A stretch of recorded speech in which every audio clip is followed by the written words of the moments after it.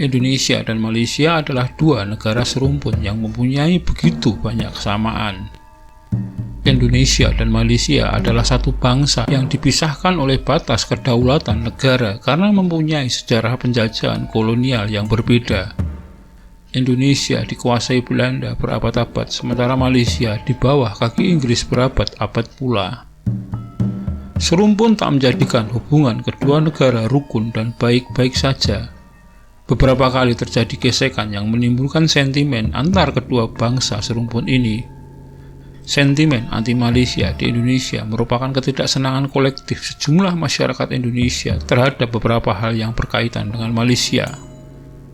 Sejak era Dwi Kora hingga sekarang, sentimen itu seperti tak ada habisnya.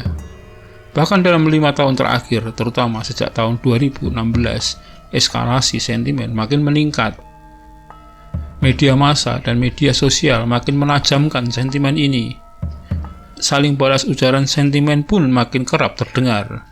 Muncullah kata-kata hinaan seperti Indon, Indonesial, Maling sial, Ganyang Malaysia, dan lain sebagainya.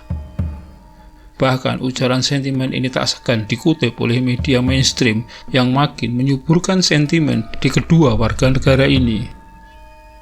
Lantas bagaimana semua ini bermula? Video ini akan sedikit berkisah tentangnya.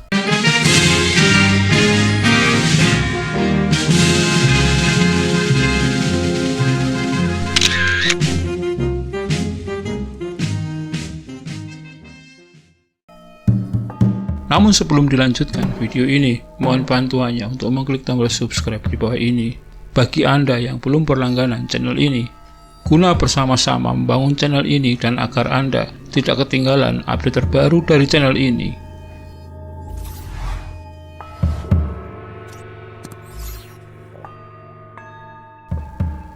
Konfrontasi Indonesia-Malaysia sebenarnya lebih bersifat politik dan dipicu oleh kecurigaan pihak Indonesia yang menganggap Federasi Malaysia hanyalah akal-akalan Inggris sebagai alat memperluas pengaruh imperialisme negara-negara barat di kawasan Asia, serta memberikan celah kepada negara-negara barat dan Australia untuk mempengaruhi situasi perpolitikan regional Asia, terutama Asia Tenggara. Aksi penolakan Indonesia ini memicu demonstrasi anti-Indonesia di Kuala Lumpur. Para demonstran menerobos masuk ke gedung KBRI untuk kemudian merobek-robek foto Presiden Soekarno serta menginjak lambang Garuda Pancasila. Aksi ini kemudian dibalas Indonesia dengan operasi militer ke Kalimantan Utara di bawah bendera Dwi Komando Rakyat atau Dwi Kora. Inggris, Selandia Baru, dan Australia rupanya ikut campur dengan menggelar operasi Celaret guna melawan Indonesia. Kisah selengkapnya soal operasi Celaret, videonya telah kami upload yang linknya dapat dilihat di atas atau di deskripsi video ini.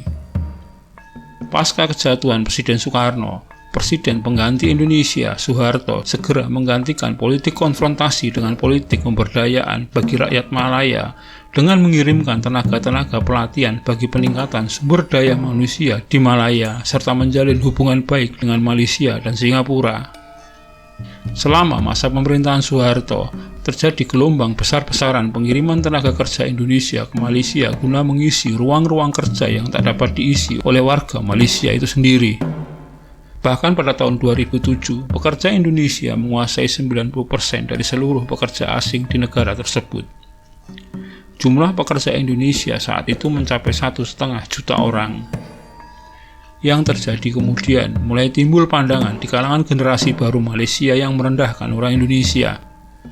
Salah satu penyebabnya adalah berbagai pemberitaan pers Malaysia yang secara terbuka menggunakan istilah Indon sebagai penyebutan pelaku berbagai tindak kriminal yang dilakukan oleh orang Indonesia.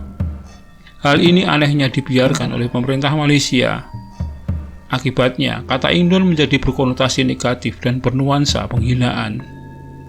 Seiring dengan itu, di benak masyarakat Malaysia kemudian tumbuh anggapan stereotipikal bahwa orang Indonesia adalah sumber keonaran dan perilaku kurang beradab yang kemudian terekspresi dengan perlakuan orang Malaysia terhadap pekerja Indonesia.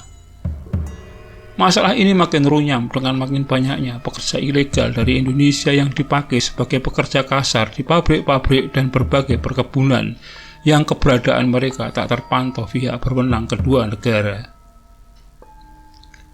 Keadaan makin memburuk dengan keluarnya keputusan Mahkamah Internasional yang memberikan kedaulatan atas Pulau Sipadan dan Pulau Ligitan kepada Malaysia pada tanggal 17 Desember 2002. Kekecewaan rakyat dan pemerintah Indonesia atas lepasnya Pulau Sipadan dan Ligitan makin menjadi-jadi dengan manuver pemerintah Malaysia yang dianggap arogan oleh pihak Indonesia.